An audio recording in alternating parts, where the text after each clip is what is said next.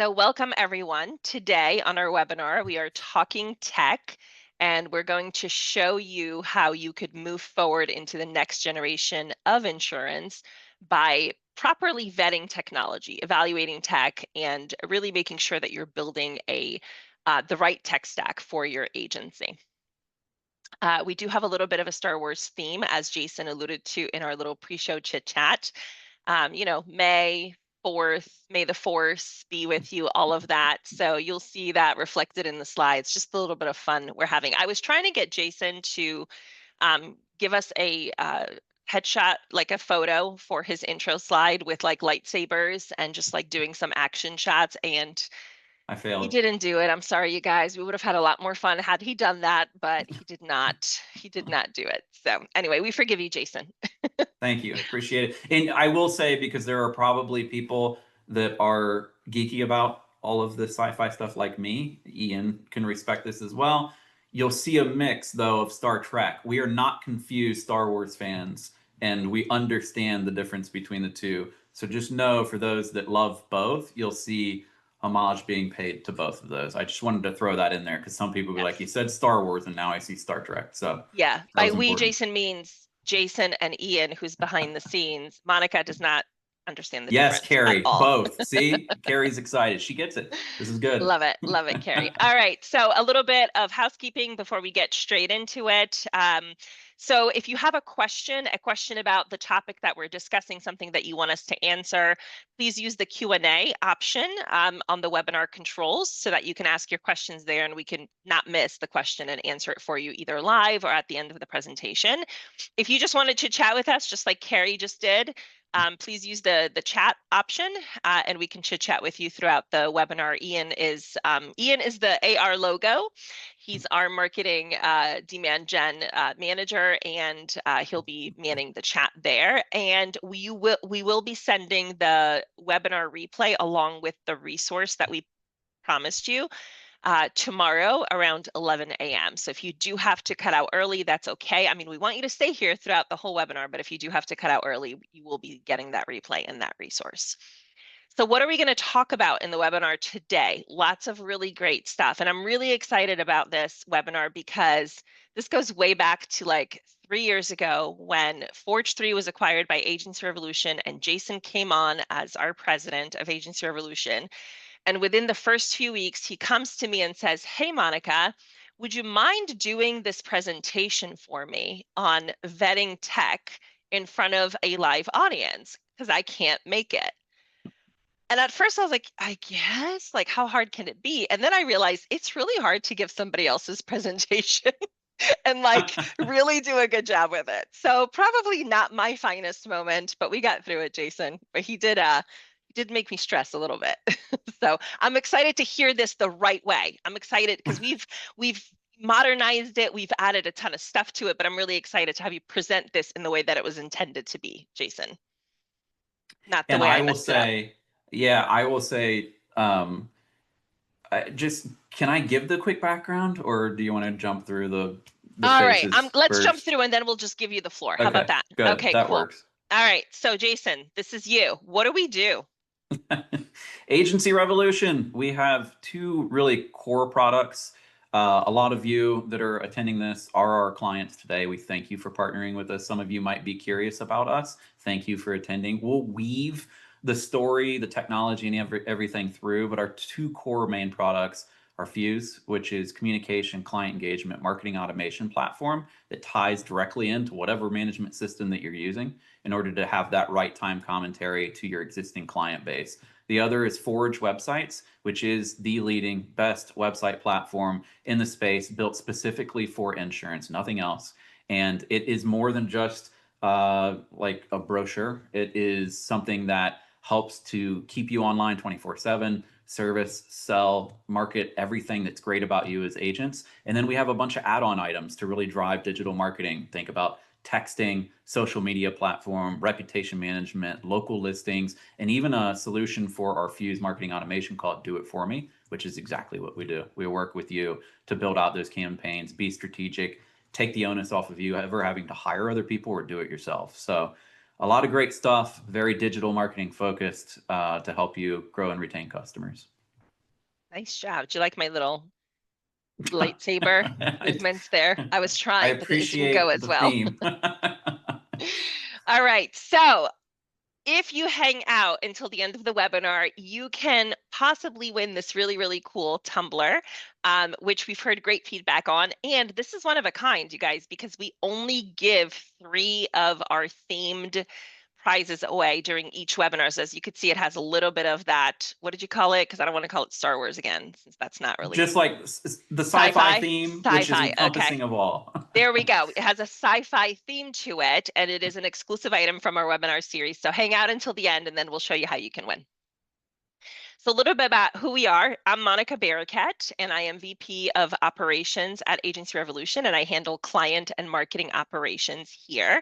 So my team is the team that puts out all these webinars and puts out all the great content that you see on a regular weekly basis.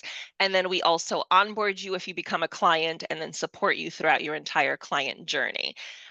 This is a picture of me and my mom. We just went to Longwood Gardens this Mother's Day. So, in honor of Mother's Day being in May, in addition to May the Force be with you stuff. I love that you're really trying. I'm so trying. A great place if you've ever been to Longwood Gardens. It's a beautiful, beautiful, huge, like hundreds of acres of gardens. And we had a lot of fun. So that's a little bit about me. And Now, me, I've done a yes. couple of these webinars, and we've used this particular photo a lot because I've been speaking a lot on artificial intelligence, but it applies to our sci-fi theme. So we said, you know what, keep it. And if anyone wants to date themselves like I'm about to do, Star Trek: The Next Generation, Data, uh, I think it was Data, or maybe it wasn't Data. Uh-oh. It was LeVar Burton's character that had to wear the visor thing. And that's what I remind myself of. If someone wants to correct me and help me on that one, because you're a Star Trek fan, please do. But I love alternate reality, virtual reality. I have a lot of fun with my family playing in this particular space and world. A lot of people advance their mind to this is where we're going. I think we have to dial it back a bit. That's why it's a tongue-in-cheek photo. We're not going here, especially from an insurance space, at least not for the foreseeable future. I think there's applicability for VR for insurance, but for now, it's just something that's fun to play in and think about possibilities. So we said, you know what, let's have some fun with it and dump this photo in. I will update my photo, Monica. I will get something new since we've used this a few times. Yeah. Are you giving your that background that I told you to wait on before now, Yeah, or should we yeah. get into it? Okay. Yeah, let's jump into it and I'll Okay. give it as we're doing it. So, like Monica said, prior to joining Agency Revolution, which it's almost been 3 years now as president, I was running a consulting company, really just myself. And I had run a digital marketing company prior to that, and we had some success with it. And my next jump was to help understand what agencies truly needed from a technology perspective. So I did that for about 3.5 years. And it was some of the most rewarding work I've ever done. And I said to myself, if I ever go back into a company similar to like an Agency Revolution or wherever I ended up, and thankfully this is where I am today, that I would bring that learning into this company. The reason why is because when I was working in just software as a service and selling solutions to agencies, I felt like I was missing the bigger picture. So I used to sell like website platforms and things that are similar to Agency Revolution. We competed for a while in my past. And so I wanted to learn more before ever joining a company again from agencies. So I walked into agencies very early and worked with large, medium, small, even carriers and networks. Like I was consulting these groups to try to bridge their needs with technology solutions that are out there, because I am the first one to say I am so sorry for the amount of technology firms that are knocking on your door as agents every day. And I learned very quickly that that starts to create a ton of noise in this space. And the best way to get rid of that noise is to start understanding how to vet through technology. When I went into these agencies at first, I was thinking of all the solutions that I knew that paired nicely with website platforms, and I would start to almost overprescribe. And agencies told me, slow down, Jason. You need to start thinking about what we actually need versus what maybe companies built and assumed we need as agents. And that's where I started to learn a lot. And then taking all of that feedback, I was quickly processing and saying, there's got to be a way for agencies to quickly vet and select solutions. So that's what we're going to go through today. We are going to use Agency Revolution's products as an example of how you would vet us and others. But the whole goal is to educate you as much as we can, to give you like a prescribed way to quickly say these solutions are good and these solutions are bad. So that's like the backstory to all of this. I'm excited to do it. I think you can probably see that. And taking something from my past, bringing it into the future, and hopefully being of help. If you have questions, comments, and I'm seeing stuff already pouring through, Ian's going to answer a lot of that, but we'll also make sure we try to wrap it in if you have questions about what you're hearing and seeing, because we want this to be simple when we walk away from this presentation.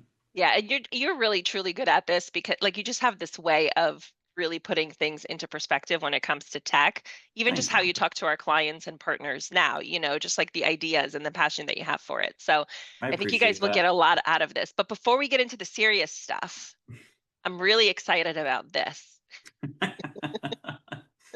All right, I am going to just quickly ask people if you want to drop in and say yes to this chat, because I have told this story a lot, and it still seems to fall on brand new ears every time. But if you've heard my edamame story, just type in a quick yes, and I'll kind of judge or say that I apologize in advance for telling it again. And we promise this does tie into this topic today. So very important Heather, piece of it. her favorite story. All right.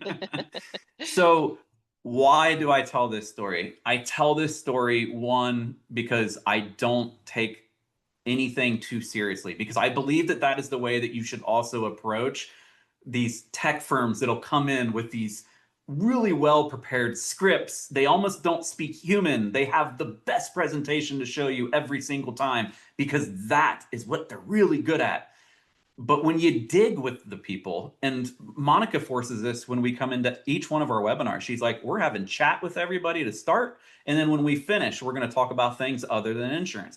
The reason why is because we want to be as human as possible always. And that sometimes gets hard in this technology space. So if you lead with authenticity, which I think is also a little bit overused, but I do believe in it, then that starts to drop all the walls.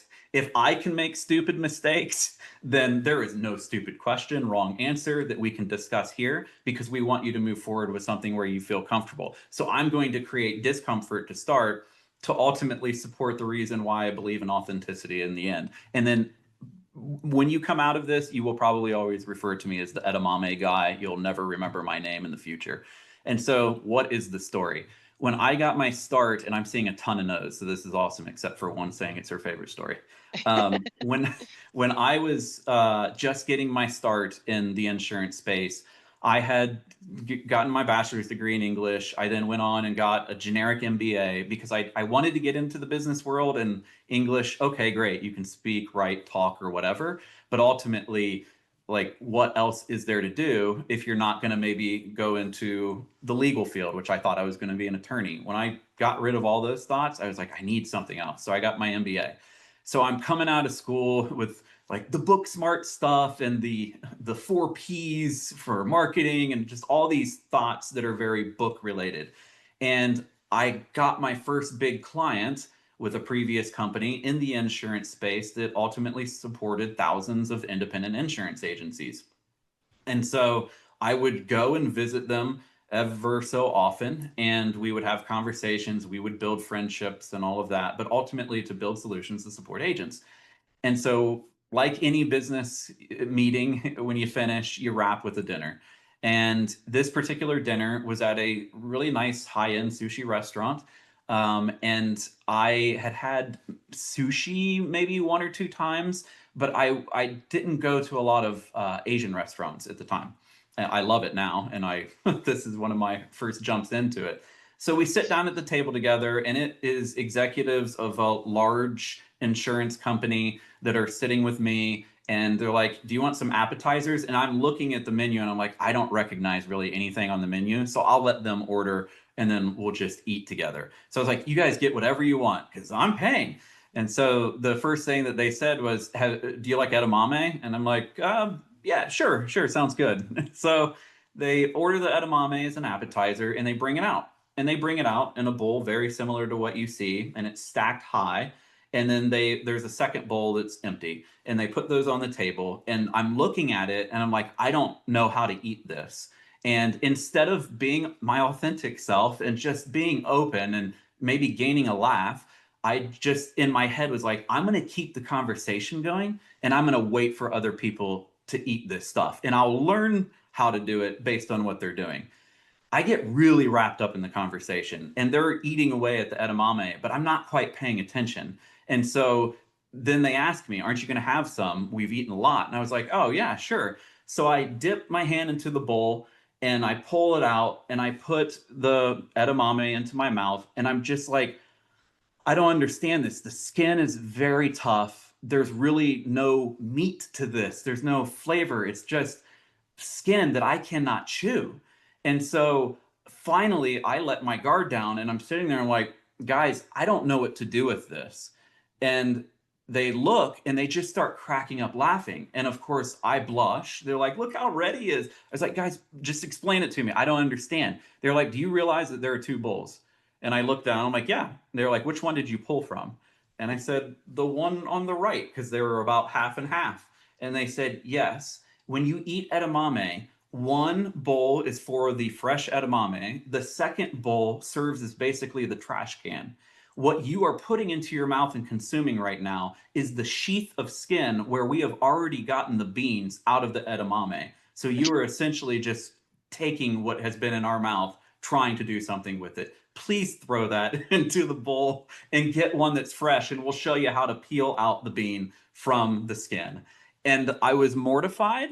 I have never lived it down with this particular group. I called one of the guys out when Monica and team had posted that this was going to take place and I would share this story with everyone. I called one of the guys out and I was like, you will remember this and can probably tell this story in a much funnier way, but just totally disgusting and gross. I hope you got a tetanus shot.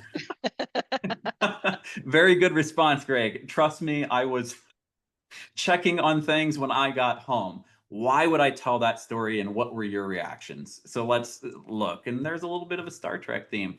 So when I started this story, you're like, okay, here we go with this guy. He's going to give me some information. And then it continues to move on. Oh, I like edamame too. When I ask this in a live environment, most people will raise their hand that they've had it, some people not. So most of you are probably like, yeah, edamame is pretty good, especially when it's seasoned. But then when they hear me describe taking the sheath or the skin, they're like, what did you do? That's disgusting. As they continue to move on, this guy is kind of funny and obviously not that bright. So these are the moments and periods that you're experiencing with my story. Why is he still proudly yucking it up about this repulsively personal experience? And so then you move to the next one. Uh-oh. Speaking of yuck, my last meal just climbed up my throat. Thanks, edamame guy.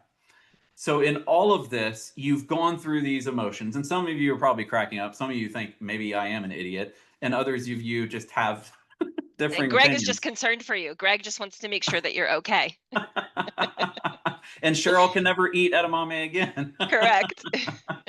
And I apologize for that. But my point is that I lead with it, one, because you should lead with something about yourself, maybe not that disgusting, but I want to approach, and we should approach as agencies, that same kind of like, we can laugh at ourselves, we can look at the environment, we can ask questions, but I want to put that prescription in your hand so you can quickly do that with any technologies that you're looking for or looking at, because you deserve that. Just like when I think about big insurance carriers, they all come out with requests for proposals and RFQs. You should have something like that as an agency because you're getting hit with calls and messages all the time. So let's talk about personalizing the InsurTech for your business, and how do we do that? How do we vet it? Next slide. Okay, taking a simple approach. Quick quote, because I was an English major and it's one thing that I can inject from my undergrad degree, is a quote from Steve Jobs that I love. I've used it over and over and over again. I have mixed feelings on Steve Jobs as a person. I could not get through his biography. It was starting to really annoy me. But I appreciate what he wrote. Simple can be harder than complex. You have to work hard to get your thinking clean to make it simple, but it's worth it in the end, because once you get there, you can move mountains. I truly believe in that when it comes to technology. And the more that we can force those that have the perfect presentation and marketing materials to be simple about their solution and answer the questions that you have. Like, does this thing actually help drive retention? Then at what rate are you experiencing? Are you able to integrate with a management system? Can I have my rating platform live on the website? Like, just answer those questions. Don't hide it. Don't say that you're almost there. Just answer the question. If we can simplify that conversation, it puts all of us in a great driver's seat.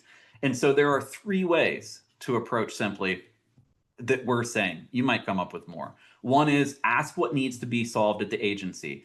I will tell you, early when I was consulting, the best advice I got, and this person is still a mentor for me today. He's in one of the bigger agencies, top 30 or 40 or so. And he said, Jason, you need to just stop prescribing and you need to ask us, what is it we're trying to solve? Because the moment that we can answer that simple question, you can simply go out and find things that help us. That's the part that we need support for. So the question became, and another agency said, just ask this one.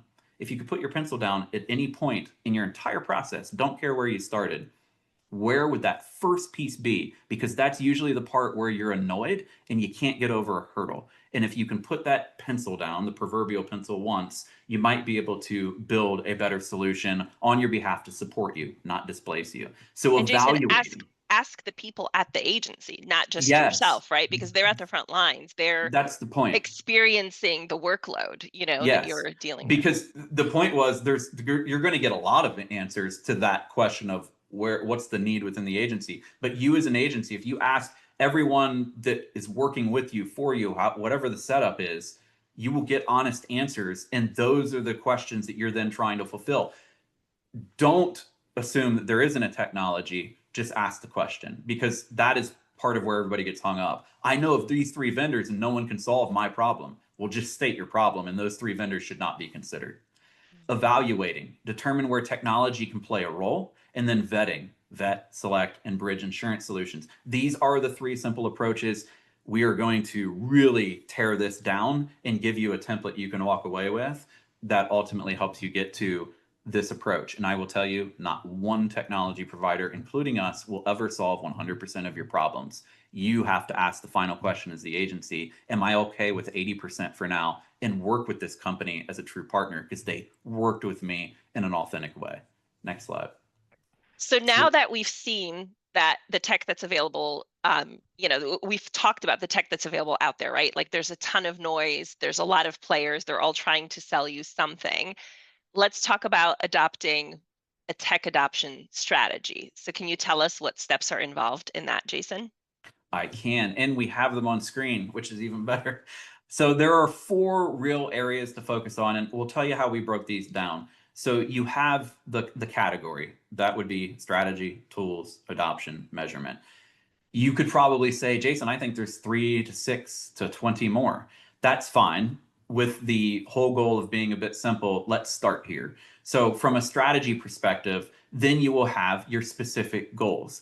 Agencies, if you within your own agency or when I'm talking to agencies, like they'll usually center around 4: grow, perpetuate, sustain, retain. That doesn't mean that 3 or all 4 aren't goals. It just means that you're usually trying to fix something within one of them. Or I would encourage you to say to yourself, I'm trying to figure out the perpetuation strategy right now because I am handing the business over to a family member, friend, or a buyer within a certain number of years. So I got to solve that.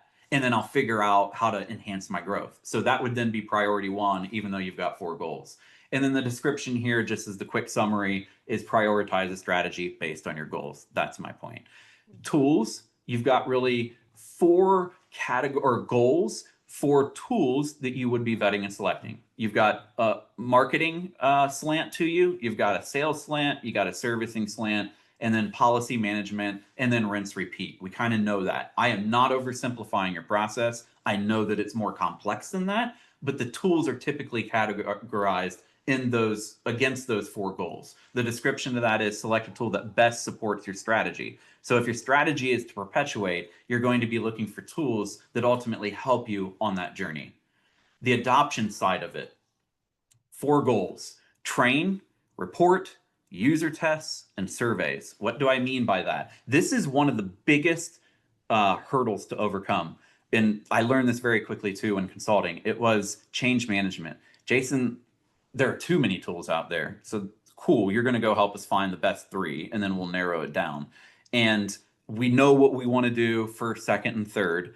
But when we get to this adoption side, you're telling agents, CSRs, you're telling marketing reps if you have them, you're telling just me if I'm the owner and play all of the hats, that I have to go through a new process, that I have to adopt or train a bunch of people. And so from the adoption side, the goals of training, reporting, user test surveys all pretty much have to be checked off, because that's how you can tell very quickly if the tool is valuable, everyone can use it. You've got tests that are proving that it works for you because it's driving growth, retention, or survey happiness. And then ultimately, you want that solution that everyone rallies around, so that when you bring in a brand new staff or replace people, it just rolls like a snowball that never looks back. And so adoption is a very important area to focus on. And Jason, if I may jump in, I Yeah, think another one that I would add to the adoption area is just responsiveness. Like, be quick to respond, because it's not going to be perfect, right? Any type of change in technology sometimes, if not always, will be disruptive, and that's right. things will potentially go wrong, right? That's right. You missed something, the tech wasn't working exactly as intended, maybe you didn't train on this component, but I think making sure that you and the partner that you're partnering with on this technology are quick to correct those issues, and sort of regroup, and move forward in a positive direction is really, really critical too, because that just adds to the trust that you're building with That's the right. team. That's right. And that's why measurement kind of rounds that out, because then it becomes, and I probably should have ordered this a little bit differently, but let's say your objective with a particular tool is to grow faster. Then your KPIs against that are, how quickly do I get in and out of a call and or email conversation? How quickly have I moved someone from prospect to proposal sent? How quick? So you're looking for efficiency gains are in those KPIs. You're looking for an uptick on premium. If you're trying to just round out your customer base, you're trying to watch your policies grow from 1 to 3. But if your objectives are stated within clear KPIs that demonstrate I'm moving faster, I'm increasing revenue, I'm decreasing the expense against that revenue, and I have a client now that's going to be stickier because I've went from 1 to 3 policies, did the technology play into that? You can usually draw back to, yeah, they actually all came through that rating platform, or they came through that marketing automation tool. That was their first start, and now they're these clients that are performing for me. The measurement process and holding to that and telling someone when they've done a good job and when they haven't is very important. That give and take, developing a plan for measurement. So let's talk about creating a game plan. And this is following a similar theme that's called Rockefeller habits. If you look it up, it's basically trying to chunk and piecemeal your business into smaller steps that then ultimately guide you to the outcomes that you want, the tools that you ultimately want in your agency. CSRs are using them, producers using them, everyone's jamming. And so the process to get there, there's a few. So learning, educate on the technology possibilities. And I think we're doing that. I think your carrier partners do it pretty well. I think associations that you belong to, industry conferences, there's a ton of education out there that is constantly in your face. And then from that, you need to develop a mission. You need to align your team on mission and goals that are ultimately thinking about everything I learned. I know I've got some problems I'm trying to solve. What, as that mission for our agency, is going to drive everybody, incent people to want to work for you and stay with you, incent clients to keep coming back as return visitors that ultimately convert into more? What's the mission of the agency that won't break, so that you can have everyone rallying around a common theme? This is business 101 stuff, but I've talked to so many agencies who are like, Jason, I don't even have time to do that.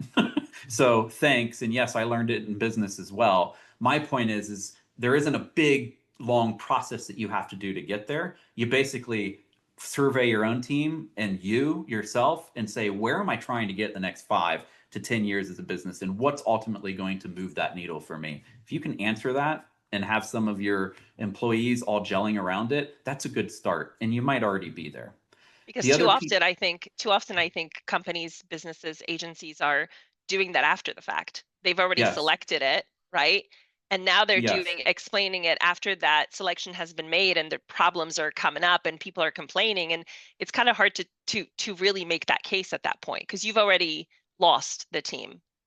You The have. trust is broken. Yeah. You have, and in a place where I see a lot of the times things break is on the financials of the business, and a lot of it has to do with what technology you're using. And we don't sell financial solutions and technology. And I know everyone on this call is at different maturity levels and growth places within their business. So I am not going to prescribe anything here. But the point is, I've run into so many when I'm like, okay, so how can we tie what you've learned, your mission, your goals, the metrics to your financials, because obviously you want to see that grow in the right places and shrink in the right places.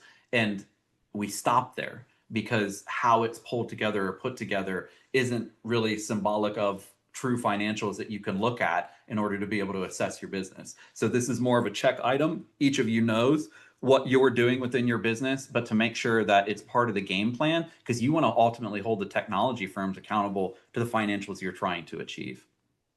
Then we move to the rocks. So establish 3 to 5 short-term goals. And that could be, I'm just making them up. I want to be able to have 15 more sales opportunities per month. I want to be able to grow my retention 1 more percentage point in the next quarter. Like certain things that you can achieve within a quarter's worth of time that you can judge on a daily, weekly, monthly, and quarterly basis is where you want to start, and very simple. Again, all of this is adding to a nice narrative that you can turn around to every technology firm and say, this is my business.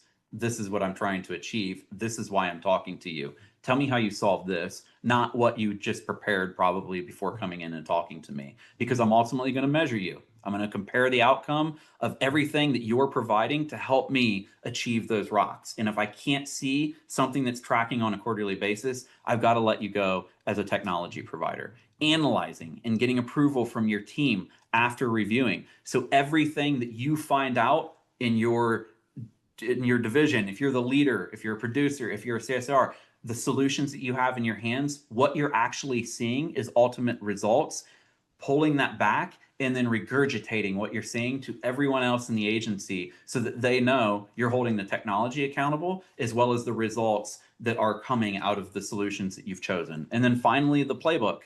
This is one that is much more centered around trying to get people into this industry. We hear it as a problem all the time, and it's something that's becoming more of an opportunity, less of a problem, because of the tools and solutions you're bringing into your agency. Those are check boxes for people that are interested in getting into insurance. And if you can tell them I automate certain things and I have 24/7 access to my clients because of my website program, or I'm able to get rid of the noise by rating those smaller clients through a tool that's on my website. Whatever it is that you can convince that new talent to come into the agency, memorialize it in a playbook and revisit it ever so often, because we know that your agency grows. But this is kind of the blueprint for creating a game plan so that when you go to those technology firms, there is no question unanswered on your side. Now it's more so, can they support the game plan? If they can't, they're disqualified immediately. The other thing that I'm thinking, Jason, that this will help with, I mean, I think we're all, at fault for this, right? Like the shiny new object. There's something shiny out there. You hear it at the conference, you hear about it on a webinar, right? And then you just get distracted and start Yeah. looking into all of these things, and it's just additional noise. I feel like having this game plan in front of you will kind of allow you to really quickly make a decision on, do I need to be even distracted or thinking about this shiny new object, or am I pretty much all set with what I have because Yeah. I've checked off all of these boxes? All right, so we have our plan in place and we now need to identify the contenders and make a choice. So Jason, you're going to show us the steps on how to get there, right? I am. And we've got 6. And so here they are pretty quickly and probably apparent to you. There are probably 20, 30, I don't know what the number is, of technology solutions for every category known to person. And you need to get to the point of roughly 3. If you can get it down because you've answered a lot of your questions, all the better. But let's just say we never allow ourselves to look at that 4th solution until we've at least vetted the first 3 that we kind of believe might check those boxes. That's step one. Step two is create a feature list. And this is not you knowing what a technology can do. That's where a lot of people start, and that is a disservice to you. Like, I think this industry has conditioned you as agencies so much to almost know the features that are available, which is wrong.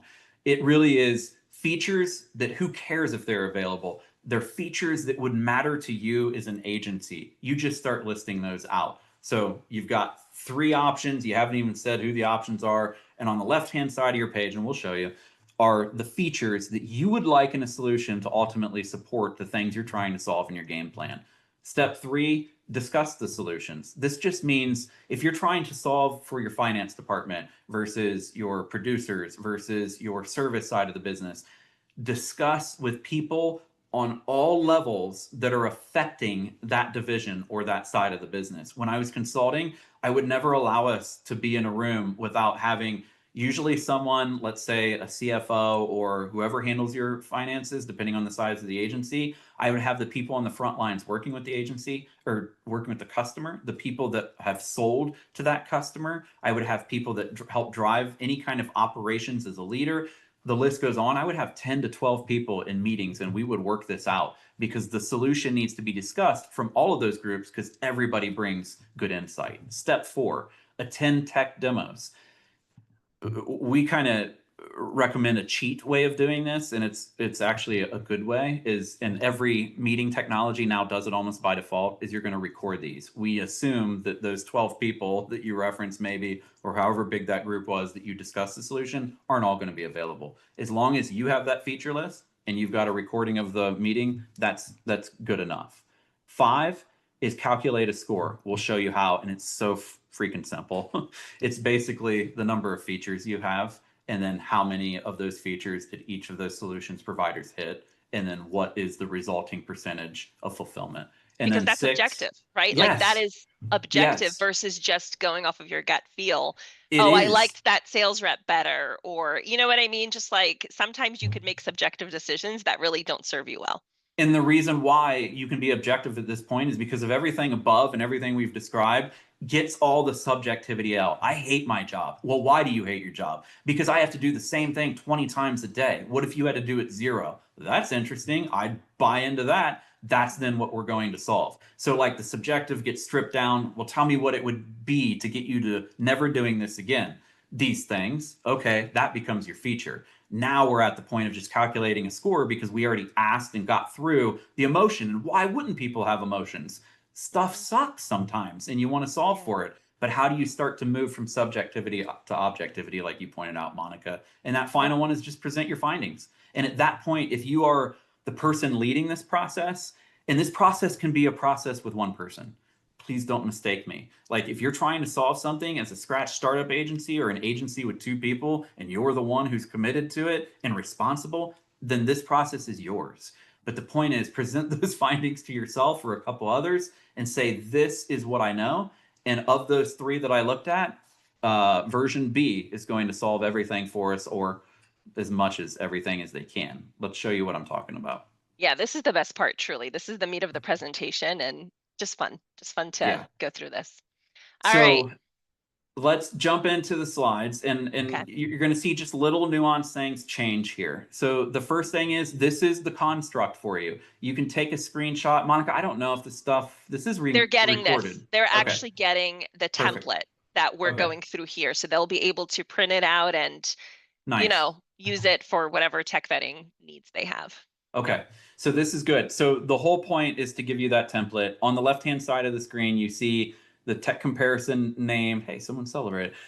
Tech vendor fulfillment scoring. The strategy is growth. The tool is marketing automation. This is where I told you we're Agency Revolution. We've got 2 core products and a bunch of bolt-ons. So our scenarios are going to run through an Agency Revolution because that's what we know best.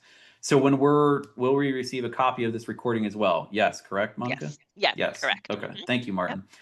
So then you see Tech 1, example and some notes, 2 and 3. We're holding ourselves at 3. And then you see in the yellow needs for Tech 1, 2, 3, and the features going down the page. You might have 87 features. That is fine if that's what came out of your discussions. Trying to narrow it down a little is better. But the point is, you now have a fulfillment score, and you're going to ask the same questions and show the same features to these three solutions providers outside of each other, so that they're not just saying yes because the other said yes. They don't know you're comparing them, but then you're just going to walk through it. So now you have a script that's exactly the same every time. Next slide. So this now shows you, we're basically filling this in for you so that you can Yes. see it like one little step at a time. So now you've got your vendors, right? So obviously Agency Revolution, and then X and Z is what you're adding to this. All right. Needs. And Yes. so I'm just going to quickly kind of summarize these needs, but you can see it's building. So now we've added them because you have 3 vendor opportunities. Deep AMS integration. This is all again around marketing automation. Advanced audience segmenting, survey and feedback tools, automated email and direct mail, AI-powered content creation, interactive marketing calendar, contact management system, marketing campaign library, lead management tracking, advanced engagement analytics. You won't use these same words, obviously, because we're showing you Agency Revolution has some of this, doesn't have others of it, and you'll see that, and we're honest. And the point is, you might say, reduces 20% of my overall workload. You might then back into what that means. That means I got rid of these 3, but your feature list will look different. Don't worry that you don't sound so strict to a product. And then the next slide shows us. Well, I just wanted to point out one other quick thing, sorry. Jason. So like you'll notice that there's an area for you to add the demo links, right? So on the worksheet that you'll be able to add a link to the demo, and you could share this sheet like Jason mentioned with your team, right? So if they're not available, all of that information is in one place. Yeah. All right, this is it. Yeah, so this is it. This is the scoring. And then what you can see is, as whoever is taking, and if you're just going to take this webinar and hand it to someone, it's all there for them. And that person would then be the one sitting there. Yep, they said this. Yes, they said this. X if they didn't say this. And in this example, I think it's 10 total features that we have. We see, hey, Agency Revolution's winning out here. But we didn't win everything. We've got some things on our roadmap, like the interactive marketing calendar and the advanced engagement analytics. But because this is our webinar, Agency Revolution's winning in this particular stance. But we got 80% of the boxes. This is what I led with at the beginning. At the end, you're going to say to yourself, is 80% good enough for me as an agency? Sometimes I've heard agencies say yes, and sometimes I hear agencies say no. That is your prerogative. And you will never find someone that checks 100% of the boxes. That is, I hope someone comes back and proves me wrong. I've never seen it. And that's a learning from this whole tech environment. Everyone's still building, evolving, enhancing. AI just came out and overpowered everyone. How are you now using it? People are on a fast track, but you want them to be on a safe track. And so some of this stuff won't check the moment that you're ready. So then it will be, do I make the investment now? Or they told me in 6 months it'll be out. That's when I'll make the investment. So these are considerations for you. And literally the math is 8 divided by 10 is 80 versus 4 divided by 10 is 40. 5 divided by 10 is 50. This is just a makeup scenario. And you will get, again, you will get this worksheet in your webinar replay, and also the instructions of how to do all of this. So you could watch the replay, see this live, and then fill out your sheet later. So we got one more quick one for website. Yeah, so website, very similar. I'm not going to belabor it. Now that you know the construct, the same thing's about to unfold on your screen. So we got the vendor selected. We now have the needs. We're going to see that we can pop the demo link and literally you're just hyperlinking it. And then you see needs fulfilled by Tech 1, 2, and 3. Unbelievable. Forge wins for Agency Revolution. This is great. 80% versus 50 versus 40. But the point is that you're following the same process for every technology solution, and we don't fulfill everything here at AR. You're looking for many things. You can literally just keep using this as a rubber stamp for your agency, and that's what's important to us, because that's where rubber meets road. I had an example of or a question, or we had some fun commentary around a RACI chart. This is very business 101 or maybe MBA-ish. But the point is that if you want to take this to another nerdy level, a RACI chart is literally who's responsible in the agency versus accountable versus consulted versus informed. If you can add names to each one of these around the vetting phases of identifying, looking at the features, outreach, the demos, the score, the presentation of the product, some of you will never go this far, and that's fine. Some of you might be like, this is cool. I'm a mid-sized to large agency, and yeah, a RACI chart makes sense. because I want people to be accountable versus responsible. And these are the names, and that's how we'll run this thing. This is something just to give you for your personnel because it is important, especially as you grow. But again, don't have to use this in every scenario. It could be overkill. But this will be in your packet along with the instructions Yes. of how to use it if you want to get very, very fancy with your evaluation. Yeah. All right. So, in terms of optimizing your tech benefits, we've showed you how to go from start to finish in strategizing, vetting, and adopting technology. And now we're going to highlight the key takeaways and then get into some fun stuff. So, your key takeaways. Today, we talked about personalizing technology. We talked about approaching tech adoption simply, how to develop an adoption strategy, and just walked you through the steps of how to do that vetting process for marketing automation and websites, but really it could be any type of technology. So the goal here is just to help you simplify it and give you a prescription of how to just rinse, repeat anytime you're evaluating any type of tech for your tech stack. So Jason, give us a summary now of what we covered going through like the actual topics of the prescription that we provided. First, I would argue, because you said we'll go over these last few and then we'll have some fun. I argue that we had a ton of fun just now. Other But kind it's of fun. We're going to have some other kind of fun, some but giveaway it fun yeah, and I know. questions. Yeah. I'm joking with you. If you can move to the next slide, that's kind of my Yep. summary. The simplicity, be bold, strategize, and personalize. Again, hopefully it makes a little bit more sense as to why I use the edamame story. I think it fits. I think it's the most egregious version of a story that can be provided to hit on personalizing, making something authentic, being bold around who you are as an agency and ultimately what you want from a technology firm. I've watched too many firms, they'll sit there and have conversations with you and almost over you. And that's annoying. And I experienced it because I was the tech vet select guy when I was consulting. And they would try to use specific games, some of them were very authentic. But the point is that you as an agency, if you lead this way, then it really is infectious and other people start to fall in that same line and you take some of the pressure off the technology firm to have to feel perfect. And so it's just that give and take that we want to make sure is ultimately helpful to you. So those are the key takeaways. And it puts you in control too, Jason, right? Because you just It said does. like sometimes they do throw a lot at you and a lot of Yes. jargon. And, it's really meant to kind of confuse you so that you really don't know whether or not you're getting all of the information you need. But I think when you have these tools and you use these tools the way that we've showed to you today, it puts you in control. It puts you in the driver's seat of that conversation, and it's just so much. There's less power of that sales rep sort of pulling the wool over your eyes, right? Because you know Yes. what you need, you know what you're talking about, and it's just a matter of getting that very specific information at that point and That's evaluating right. it objectively. So. Really good stuff. So again, as I mentioned, your free tech vetting toolkit is on its way tomorrow at 11, along with a replay of this webinar. So the toolkit's going to include the tech vetting worksheet that Jason went through with you, and also the RACI chart if you want to get super fancy in evaluating technology.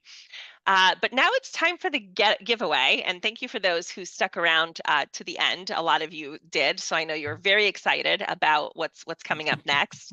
We have a very important question for you. So the first 3 people to answer the question will win that AR swag, that tumbler. All right, so I'm going to just give you a minute to compose yourself. All right, so get ready. It's probably going to be on theme, so I'm giving you a little hint, but here's the question. Who said, in my experience, this is a line from Star Wars, in my experience, there's no such thing as luck. The first 3 people to answer the question correctly will win the tumbler. We got three. You got That 3? was fast. I did not know the answer to this question. Jason, you were really stuck on this question and you were a I big I fan. I will I love Star Wars. The answer is Obi-Wan. So we Mhm. saw the people respond and your time stamped. So the first Yep. 3 that said Obi or Obi-Wan are getting the tumbler. When I was Excellent. asked, I felt horrible about myself because my entire family loves Star Wars and we're watching all the spin-offs, some really bad on Disney Plus, some really good. We're almost done with Andor, which is great if you haven't watched it. But to not know this and then even get the hint from Ian and still not remember, I could hear it. I felt awful. So Yeah, good it for was bad. everyone who's within a second of that answer. Yeah, that was amazing. So Greg, Elizabeth, and Sarah are the winners. Congratulations. You guys all did beat Jason. As Ian said, Greg said, use your anger. So this is what you guys will get. Just be on the lookout for an email from our team, but also we use a platform called On Goody. And so you'll get a link from them to plug in your address so that you can get this custom made for you and shipped directly to wherever you want it to be shipped. So awesome. Now let's, do we have any questions? Ian, or if you guys I want to saw a post your hand questions in raised, chat, you did? Okay. but I don't know if Whoever it's still raised raised. whoever raised their hand, if you want to put a question into our Q&A, or if chat is easier, then let us know. But if you have any questions around what Jason presented, feel free to post those in Q&A or chat, and we can work through those with you. Are you reading I comments? Yeah, I'm reading comments. I answered Ashley. She had a question about easy links. I'm seeing though Ian's also helping with that. So Ian will drop in on integration questions for each one of you because Charles is in there. We are known for having the most integrations, and I'm not saying that is like to inflate. We've just been around since 2012. I think I got the date right. I wasn't even Yep. here at that time, but it takes time to integrate with these management systems, and that is extremely important for agencies. So if it's not sometimes a management system, it might be a rating platform, it might be some other solution that's being provided, a CRM like solution from a particular provider, like Vertifor's agency Zoom. Our websites do a nice job of integrating there. So like the answer to a lot of these questions is yes, and here's how. And then you can figure out whether or not the integration you're seeking is the one that ultimately helps. And So Jason, I'll I mean, let like integration is a big word, right? Which is why it on our is. little tech vetting sheet feature list, we put deep AMS integration. Yeah. Explain the difference between, some vendors saying we integrate versus an actual deep integration with an AMS Sometimes system. like integration is loosely treated as like a link out to someone else's platform, and then that's integration. That's what technology firms are dubbing integration. So that is very superficial, and it's not technically integration, but it is a link out. If they just say we link out to all these providers, like that would answer your question. A lot of you just want something to link out. A deep integration, when I think about like Applied, Vertifor, Hawksoft, Easy Links, which I see referenced here, like to be able to take your or in Agency Revolution's perspective, take Agency Revolution's Fuse marketing automation platform, and it integrates leveraging API, which we're not going to get into all of that right now, but ultimately we can take data about every one of your active clients, pull it into our marketing automation tool, and then build segments around all the different lines of business, the products, whether they're coming up for renewal, they just filed a claim, et cetera, et cetera. And the communication platform works on your behalf in an automated way. That is an integration because it's using data to empower communication to your customer base. And you don't have to touch anything if you don't want to, or you can jump in and be as mad scientist as you want. But the goal is to give you some of that efficiency back. That's how I describe it, Monica, between kind of that very top level versus deep integration. No, and that's like such an important distinction. And that's why what we showed you on this webinar today in terms of just making sure that you really have all of those features that are critical to you and be specific, right? So like in your case, you may not have used deep AMS integration as the feature because maybe that's just not how you think of it, but you might have used something else like a AMS sync or something like that, or like a live AMS sync or something like that. Just be very specific in what your needs are and how you want that technology to work for you, Yeah. so that you could get into those details with whoever you're on a demo with and actually ask the question correctly. Because it's really easy to get a yes, right? If you ask the question in a vague way, it just makes it easy for the vendor to be like, yeah, we do that, of course. And actually, that is like Ashley. The answer is yes, only because I know the Easy Links is one of the ones that we have plenty of clients that are on, and we're doing it both across rating and management system. But I did actually just break the rule that Monica, you're reminding me. I said yes because Ashley said, "Do you integrate?" what I really should say is, Ashley, and I provided the link, but I even fall short sometimes. So that's the point, is great, you integrate, but how? Or here are the 3 ways I need integration. And then once that's explained, in Ashley's case, I'm pretty sure we're going to say yes. But in others, maybe it's a no. Yeah. So that's an important distinction, Yeah. and I just broke the rule. Yeah, this is a really great question from Sarah. Can you simplify AMS? And Yes. we sometimes So take that for granted too, I right? do too. Yeah. Sorry. And some people will be like, AMS is Vertifor's product, correct? Technically, because they call it AMS 360. So AMS is an agency management system. It is, for all intents and purposes, where your clients and policies live. It is a system that holds that information. You also do payments and commission payments within these platforms because they have a finance portion to the platform. Like, it's very much the back office stuff that you do as an agency lives in an agency management system. That then usually begs the question, well, how do I make sure that all of those clients in the back office stuff that I'm doing technologically, managing their policies, seeing renewal dates coming up, seeing expiration dates, et cetera, like, how do I make sure that I can communicate out front facing? That's back office. What's in my front? And so that's where Agency Revolution, and in my example of Fuse marketing automation, we live in the front. We take the back office information from the agency management system, or AMS, and we use that to communicate out to the client base. Hey, did you know you have home no auto? You have a real opportunity here to consolidate and even maybe save some money. I'm using a simple, you can go into commercial that way, you can treat benefits that way. Like, it doesn't really end. But if that data is living in the management system, which a lot of companies are using, and I'll give you a list: Vertifor, Applied, Hawksoft, Easy Links, which is owned by Applied. Like, these are all big management system providers, and a lot of agencies use them. I do know a lot of agencies that don't have one yet because they either haven't gotten there because they just started a business and they're managing things more through spreadsheets. I'm guessing a lot of these agencies will say at some point you're going to need to graduate to an agency management system if you haven't. Sometimes they're the best thing, sometimes they're the bane of existence, but they're necessary. So in that, we tie ourselves to the solutions to maximize what's in there and put it back out in front of your client base, to say really cool things about your agency, to keep people educated, and to ultimately upsell and cross sell at your leisure. That's the goal. In an automated way. Yes. It's You don't as have to touch it. hands-on or hands-off as you want it to be. Jason, what do you think is the split between agencies that have an AMS versus don't? God, I don't know.